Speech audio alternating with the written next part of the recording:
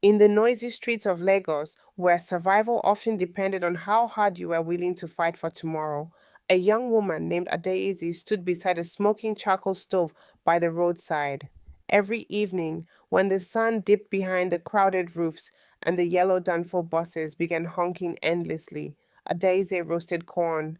The smoke from the fire wrapped around her face as sweat rolled down her forehead. But she never complained, because every corn she sold meant one more step toward her sister's future, and that sister was the only family she had left. But 10 years later, that same sister would do something so shocking that the entire neighborhood in Lagos would whisper about it for months. And when the truth finally came out, people said Ade should have never sacrificed her life for her. Rain hammered the rusty roof of their tiny room in Ajigunle, one of the busiest areas in Lagos. Inside the dim room sat two sisters.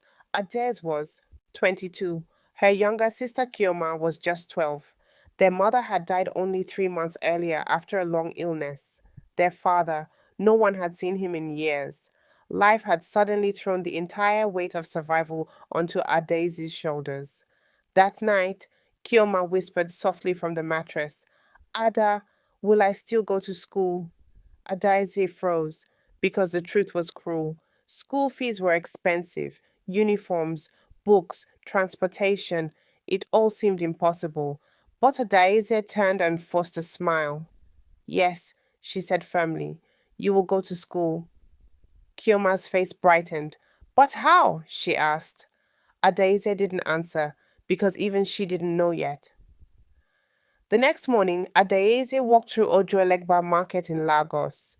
She watched traders shouting, hawkers weaving between cars, women selling roasted corn and pear by the roadside. Then something clicked in her mind. Corn, simple, cheap, popular. She spent the last 3,000 naira their mother had left behind, bought fresh corn, charcoal, and a small metal grill. That evening, a Daisy stood by the roadside. Her hands trembled as she roasted the first corn. Cars slowed. A man rolled down his window. How much? 500 naira, she replied nervously. The man bought two. Then another customer came, then another. Before she knew it, her entire tray was empty. A Daisy stared at the money in her hands, and for the first time since their mother died, she felt hope. That night, she placed the money on the mattress. Kioma's eyes widened. You sold all these? Adaeze nodded. Then she looked directly at her sister. Listen to me carefully. You will focus on school. You will become somebody great. You will never suffer like me. Kioma hugged her tightly. I promise, she said, and Adaeze believed her. The next 7 years were brutal. Adaeze woke up every day at 5 a.m., went to Mile 12 Market, bought corn, returned to her roadside spot, and stood under the scorching sun or heavy rain, while other girls her age went to parties. Adaeze inhaled smoke from burning charcoal, while other women rested at night. Adaeze counted coins and saved for school fees. But Kioma thrived. She became the best student in her class. Teachers praised her intelligence. Neighbors admired Adaye's sacrifice. People often said, that girl will become something great one day. And every time Adaeze heard that, her tired heart felt lighter. One afternoon, Kioma ran home from school screaming, Ada, Ada! Adaeze nearly dropped the corn she was roasting. What happened? Kioma waved a paper excitedly. I got admission. Adaeze grabbed the letter. Her eyes filled with tears. It was admission to study medicine at the University of Lagos in Lagos. A medical doctor. Her sister would become a doctor. Adaeze cried openly. Neighbors gathered around celebrating. Someone bought drinks. Someone brought rice. That night was the happiest night Adaeze had experienced in years. But happiness often comes with a hidden cost, because the school fees were enormous, far more than Adaeze had ever saved. One evening, as Adaeze packed her things to leave the roadside, a black car stopped beside her. The window rolled down. A well dressed man looked at her. You work very hard, he said. Adesi stayed silent. I've been watching you, the man continued, selling corn every day for years. She felt uncomfortable. What do you want? She asked. The man smiled slightly. I can help you. With money? Adesi's heart pounded. How much? She asked cautiously. Enough to send your sister to school comfortably. Her breathing stopped. But, the man added slowly, there is something I want in return. Adesi's stomach tightened. What? You will come work for me, but not as a corn seller. Adaeze understood immediately, and her blood ran cold. That night, Adaeze couldn't sleep. Kioma's school fees echoed in her mind. Millions of naira, money she didn't have, money she might never get. The man's words haunted her. Enough to send your sister to school. Adaeze stared at the ceiling until morning. Then she made a decision, one that would change both their lives forever. But what Adaze didn't know was that 10 years later, the same sister she sacrificed everything for would repay her in the most heartbreaking way imaginable.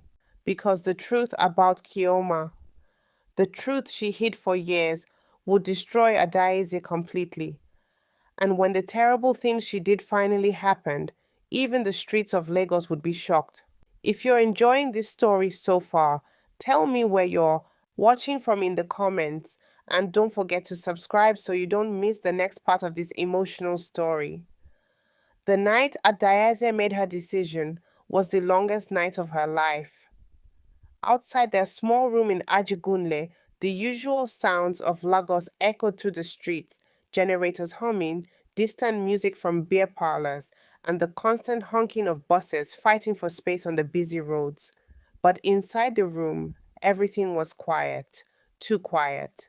Kioma slept peacefully on the mattress, hugging the admission letter from University of Lagos like it was treasure. Adaeze sat beside the small window, staring into the darkness. Her hands trembled because the choice in front of her was cruel. If she refused the rich man's offer, Kioma might never become a doctor. But if she accepted, she would have to step into a world she had spent her whole life avoiding. A world where women like her were used, discarded, and forgotten. Adaeze closed her eyes. Then she whispered softly, For Kioma, I will do anything. The next evening, Adaeze returned to the roadside where she sold roasted corn. She was nervous, not because of the smoke or the heat, but because she knew the black car would come. And it did, exactly at sunset. The same car stopped beside her. The window rolled down slowly. The man smiled. I knew you would come back. Adaze's voice was steady. What exactly do you want from me? The man stepped out of the car. He was tall, confident, and clearly wealthy. My name is Mr. Adeyemi, he said. I own several businesses here in Lagos. Adaeze stayed silent. Mr. Adeyemi continued. You're a beautiful woman, Adaeze, even under all this smoke and charcoal. Her stomach twisted. What do you want? She repeated. He looked at her carefully. I want you to become my companion. Adeyeze felt the ground shift under her feet. And in return, he added calmly, I will pay your sister's school fees, everything. Her heart pounded loudly in her chest. How long? She asked quietly. Mr. Adeyemi shrugged. As long as I want. Adaeze swallowed hard.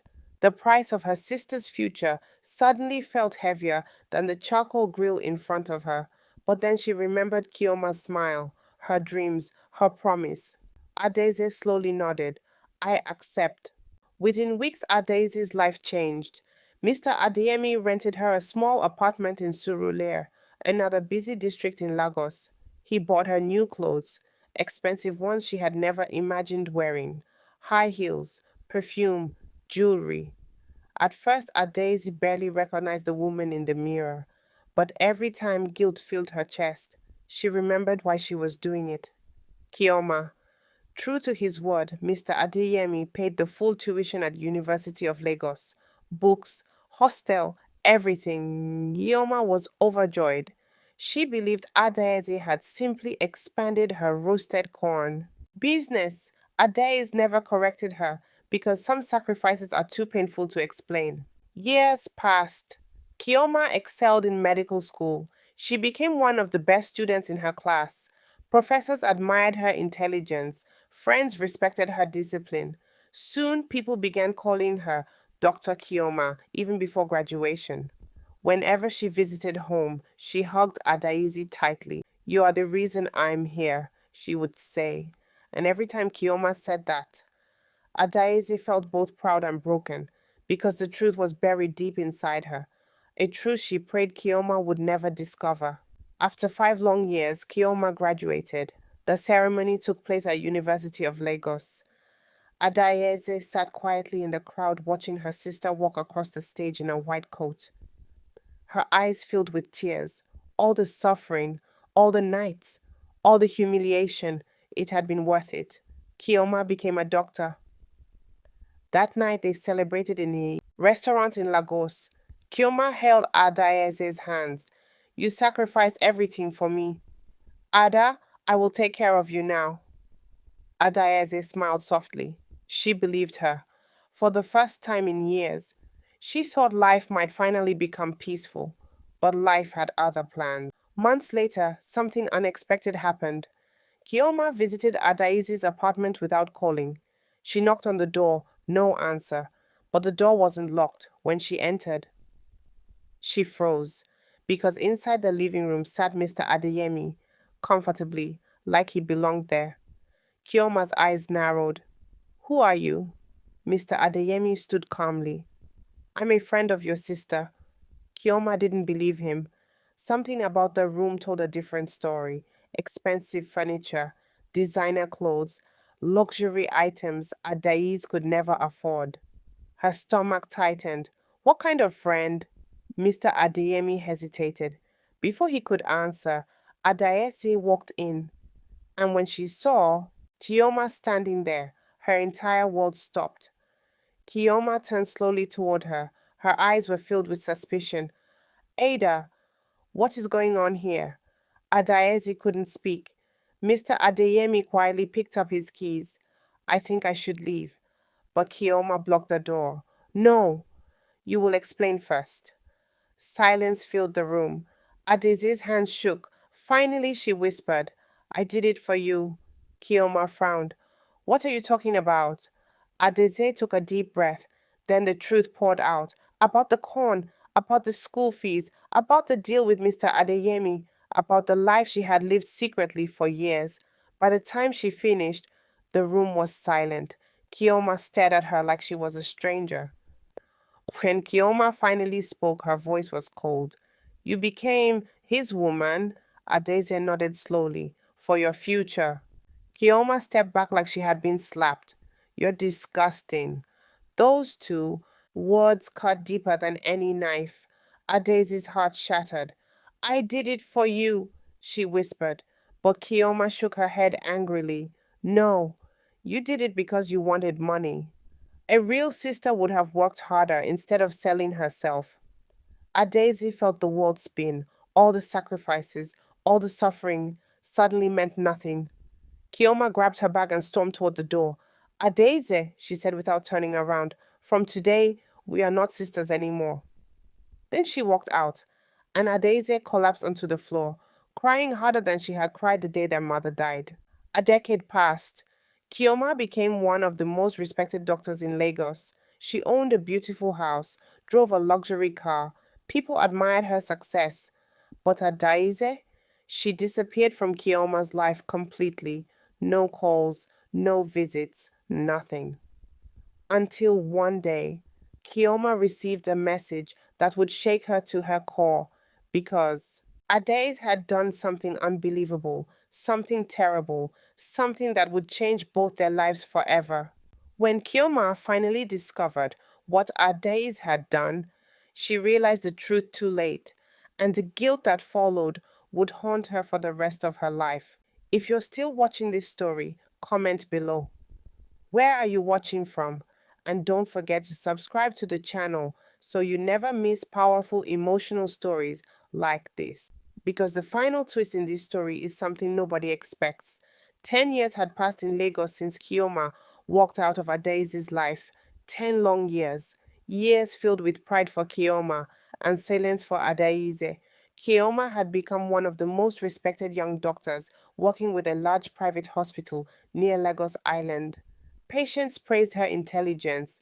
Colleagues admired her discipline. She had the life many people dreamed about. A beautiful house, a luxury car, respect. But deep inside, there was always a small voice she tried to ignore. A voice that sometimes whispered her sister's name, Ada Eze. Whenever that voice appeared, Kioma would push it away quickly.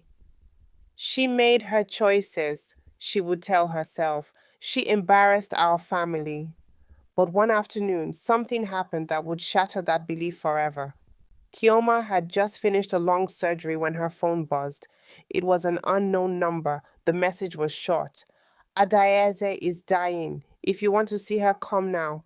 Kioma froze. Her heart skipped. For several seconds, she simply stared at the phone.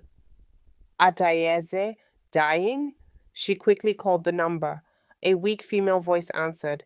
This is Grace, Adaeze's neighbor. Kioma's voice trembled. What happened? Grace sighed. She has been sick for a long time, but she refused to go to the hospital. Kioma felt a wave of confusion. Why? There was a long pause. Then Grace said something that made Kioma's hands shake. She said the only doctor she trusts is her sister. Within an hour, Chioma was driving through the crowded streets of Lagos. But the destination shocked her. Ajegunle, the same poor neighborhood where they had grown up. Her mind raced. Why would Adaiz be there? She had lived comfortably for years with Mr. Adeyemi. Had something happened?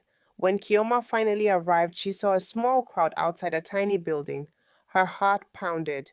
Grace approached her. You're Kioma? She nodded. Grace pointed toward the small room. She's inside. Kioma pushed the door open slowly. Inside the dim room, Adaeze lay on a thin mattress. She looked frail, weak, almost unrecognizable. Kioma's chest tightened. Ada. Adaeze slowly opened her eyes. When she saw Kioma, a faint smile appeared. You came. Kioma knelt beside her. What happened to you?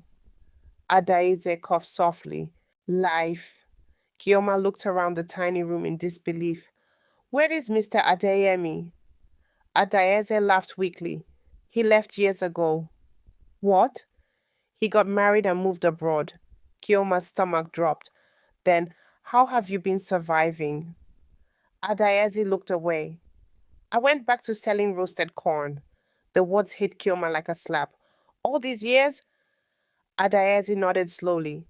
Yes. Kioma examined her sister carefully. Her medical instincts kicked in immediately. Adaeze was extremely weak. Too weak. Kioma's voice trembled. How long have you been sick? Adaeze hesitated. 3 years. Kioma's eyes widened. 3 years? Why didn't you go to a hospital? Adaeze smiled sadly. Because I was saving money. Kioma frowned. For what? Adaeze pointed to a small envelope beside her mattress. Open it. Kioma picked it up and slowly opened it. Inside was a document. Her hands started shaking when she read it.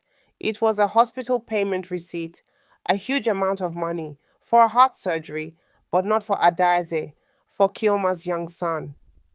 Kioma's breath stopped. She looked at Adaeze in shock. You paid for this? Adaeze nodded weakly. Yes. Kioma felt her world collapse. Her son had needed an emergency surgery 2 months earlier. The hospital had mysteriously informed her that an anonymous donor had covered the cost. She never knew who it was. Until now, Adaeze whispered softly. I heard your son needed help.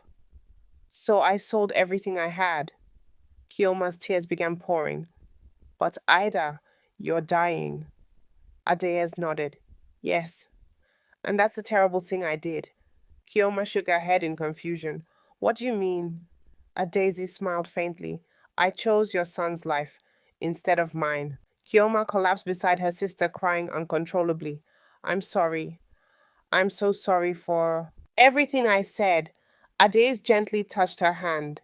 It's okay. You became a great doctor. That's all I ever wanted. Kioma shook her head desperately. No, no, I can save you. But Adaize's breathing was already fading. She whispered her final words. Take care of your son. And forgive yourself. A few seconds later, Adaize's hand went still. The sister who sacrificed everything was gone. Weeks later, Kioma stood beside a small grave in Lagos. The grave belonged to the woman who had given up her youth, her dignity, and finally her life for her. Kioma whispered through tears, I was the terrible one. And from that day forward, she made a promise. Every year, she would sponsor the education of 10 poor girls in Lagos, girls who reminded her of Ades, girls whose dreams deserved a chance, because sometimes the greatest heroes are the ones the world misunderstands. If this story touched your heart, tell me where you're watching from in the comments. And don't forget to subscribe for more powerful Nigerian stories like this, because the next story will be even more shocking than this one.